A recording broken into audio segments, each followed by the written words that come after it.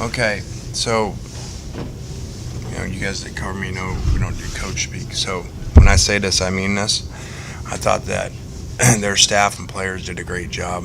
I thought they had them ready to play. I thought we knew they played hard. Very kind of overachieving modeled team that talk from people in the conference how hard they play, and it happens a lot at home. We were hoping maybe they didn't do it as well today, but those guys, had some good plans.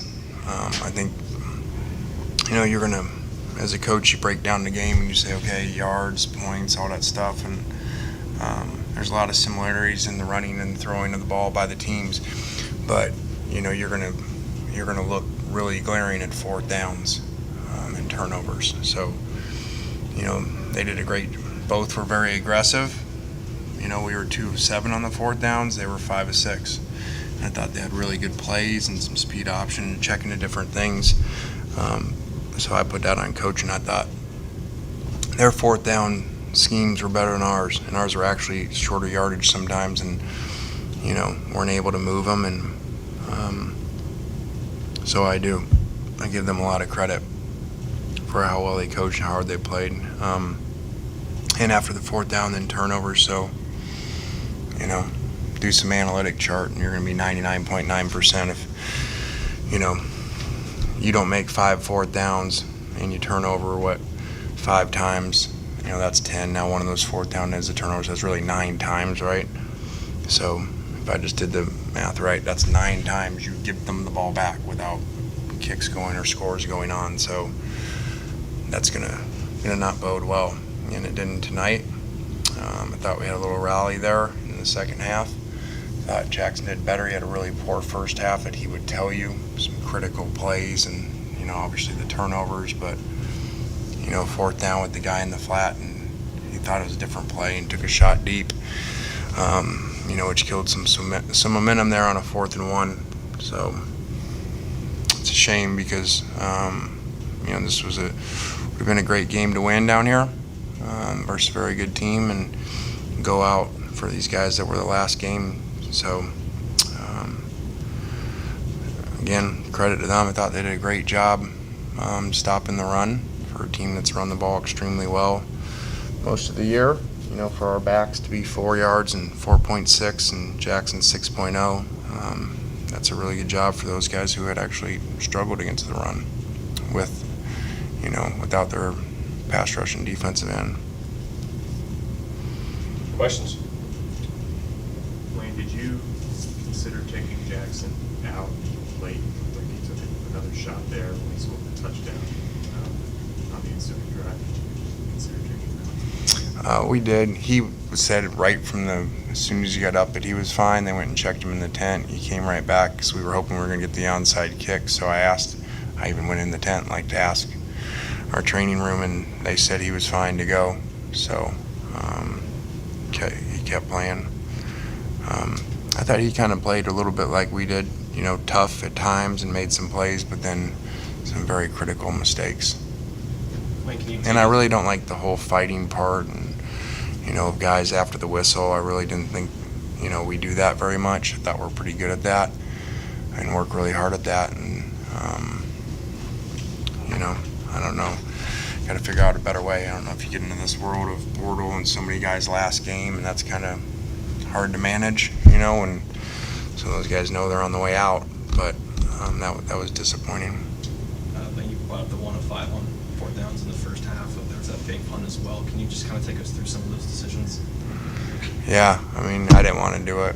Marty wanted to do it, and so I'm just kidding. It was a joke.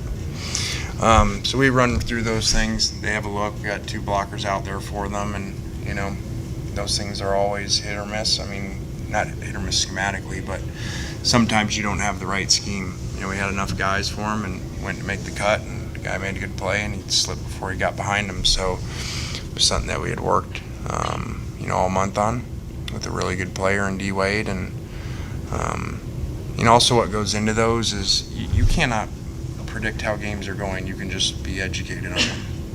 Well, analytics and games would tell you what, or if you talk to coaches in their conference, like, hey, this is going to be a high-scoring game. They got a great offense. We've struggled late in the second half of the season on defense. They have they'd given up a lot of yards, not as many points in red zone, but a lot of yards, kind of like today. So, going in, it was, you're going to have to steal some possessions and stuff probably and take some risk. And actually, that really wasn't, and I'm not backing them, those actually a lot of times didn't go right into points. Sometimes we'd stop them or field goals, and so sometimes it's easier to play on a short field. As crazy as that sounds, against a offense like us that builds on pushing the ball in tempo. So obviously that's not the plan to not make it, but those were critical decisions, and they didn't work out, and didn't get stopped and started early. Getting beat on a 4th and 1, where we don't make the block and the guy hits us in the backfield. So it was discouraging because they had a lot of similar 4th downs. They did a really good job with some really good scheme runs to scheme us up. Coach, can you talk about Texas Tech came out on offense for the first play of the game? They came out in air raid.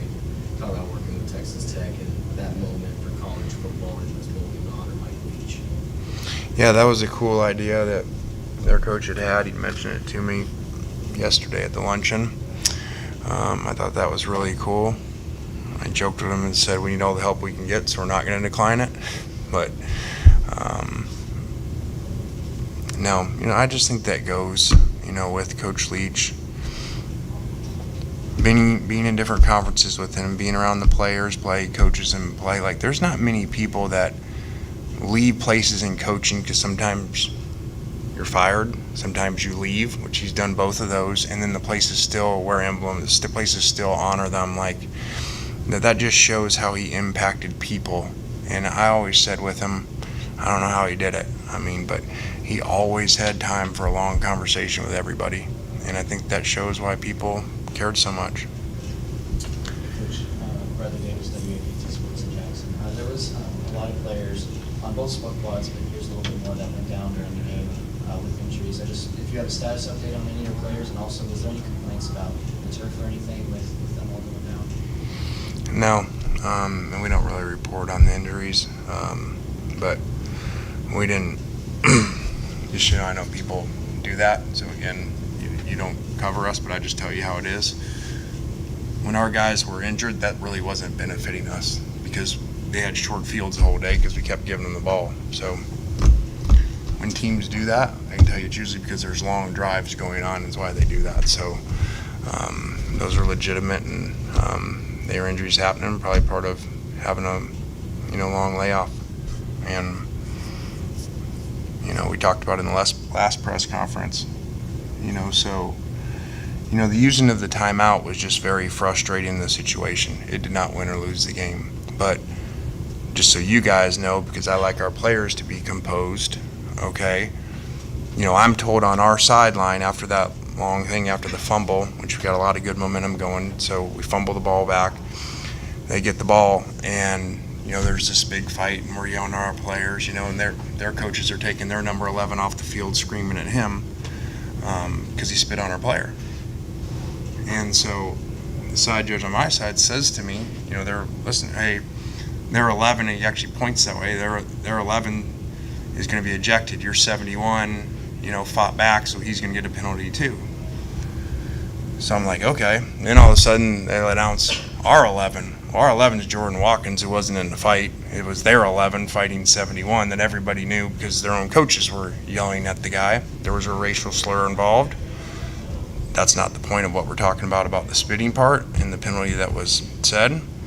And so if you look at, I brought our own 71 up to the officials. I said, right or wrong, do you see him crying? He's not crying because he spit on him. He's crying because he got spit on and something was said. So, and it just didn't make any sense. It was really poor to have that many officials that communicate. They all have these wires and they all talk, and they did a great job on some other ones of getting them right.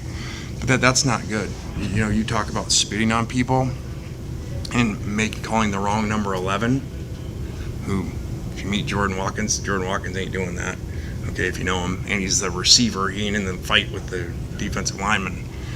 Or the left tackle. So that's why I was so discouraged, because they had still told me he was ejected. So now I'm trying to game plan on the sidelines, yelling at Jordan, getting our subs all right. And Jordan's like, Coach, I swear to God, I did not spit on this guy, nor did I even come close to spitting on him.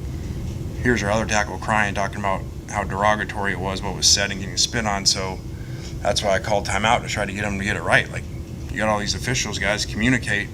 And he's right, that's a big deal, if you're going to eject. So then they say, well, he's not ejected. So did he spit or not?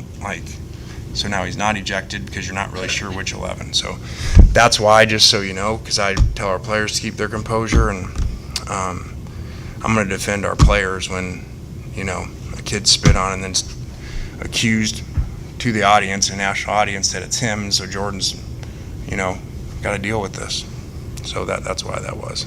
I know this game's still fresh. And again, that had nothing to do with why we lost the game. That was a personal thing about one of our kids, an amazing kid that, they just totally blew it and wouldn't change it. Just going to sit on it like, my bad. Well, that's a pretty big my bad. Kid's got family. Well, this game's still fresh, but when will you kind of look back heading into the offseason, just this whole season, kind of evaluate things and where things might stand for next year? Yeah, I'm not a jump to conclusions, because you lose a game, but, you guys have been around here. We've won 10 games and made changes. So we will look at everything in our program. I'm sure there'll be some changes made in some areas. Because I think the good thing about our fans, they know about me, this is not acceptable to whatever that makes us 8-5 and finish the season like that. And come down here and do that. So there'll be some changes made, and obviously in the recruiting you got to go right into this thing, because now we got to figure out all these portal guys that are in the portal. We got to make sure our guys aren't getting bought, and we keep our own guys. So there's a lot going on, but staff and administration around the building and stuff, we'll always look at all that stuff.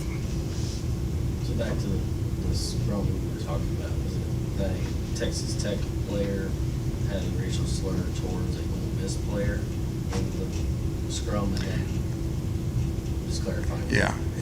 I'm not going to, because I did not hear it, say that happened for sure, that he gave a racial slur to our player. I was told that was said in that, but I did not hear that.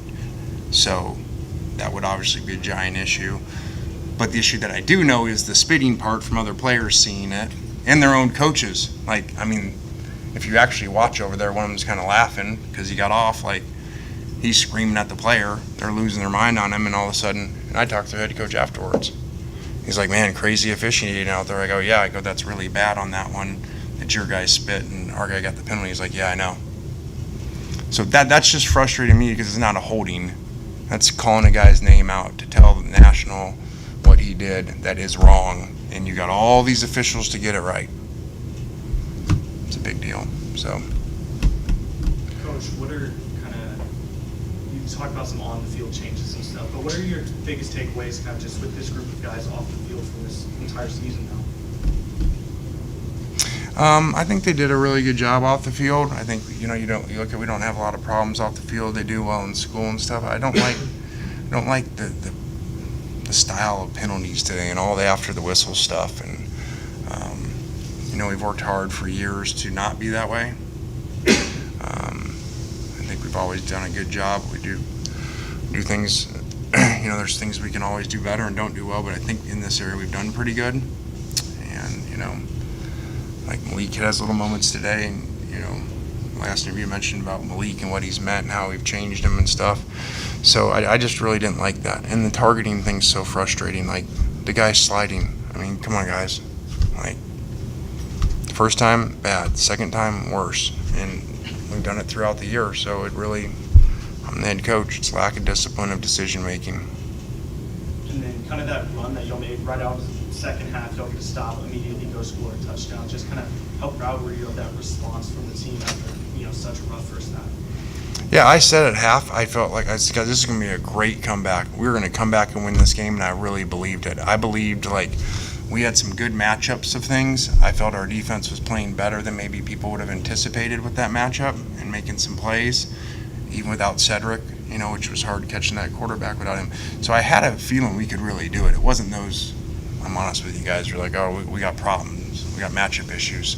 it wasn't that. And so as you saw, we did the 3 and out. We went down and scored, screwed up the extra point. But so I really did feel like we could easily do that because I knew the turnovers in the 4th down were the issues that, and I'm not saying because we would have punt, we would have won. I'm saying maybe we punt or we make the 4th downs and call better plays, you know. So that's why I really thought it was going to be a really cool comeback. And I thought we were built that way to come back because they would have the same problem in 4 minute that we do, you know, slowing the game down. So. Does decision-making kind of on 4th downs and those kind of plays, 4th and shorts on your own side of the field, does that change in bowl games? Kind of, do you handle it differently than a regular season game at all? Not really. I mean, it's not like it's preseason. I mean, the game matters. We're trying to win the game. That was really a pre-game decision of, okay, when we have these, the analytics support, I mean, we read the books, you know, like I know when it doesn't work, everybody says they're stupid books, you know. So Jimbo will be happy today, you know, the book didn't work. But when you play these matchups versus, let's say we're a defense-built team versus another defensive team, you're going to punt in almost all of those. So that's why that, you know, that was made before the game, that, you know, we got to be aggressive. And then we started to play a little better defense, and there was something in the second half where there was a fake in the second half that we didn't do that, you know, we had lined up to do because I felt like, okay, now we were playing a little better. Coach, you just mentioned the defense. They come up big in a lot of positions, you know, also getting 3 turnovers and really seemed like they gave your team a chance to kind of come back in the second half. But can you just speak a little bit more into what you saw from that unit throughout the game? Yeah, they did some good things playing on a short field. You know, not exactly, but some Baylor type feel, you know, of the Sugar Bowl where we're screwing around on offense and them keeping us in it. So I was proud of, you know, like I say, this generation of like recruiting guys to stay to play a game. You know, Miles Battle's already taken visits. I've talked to the coaches, you know, the schools he's going to go to.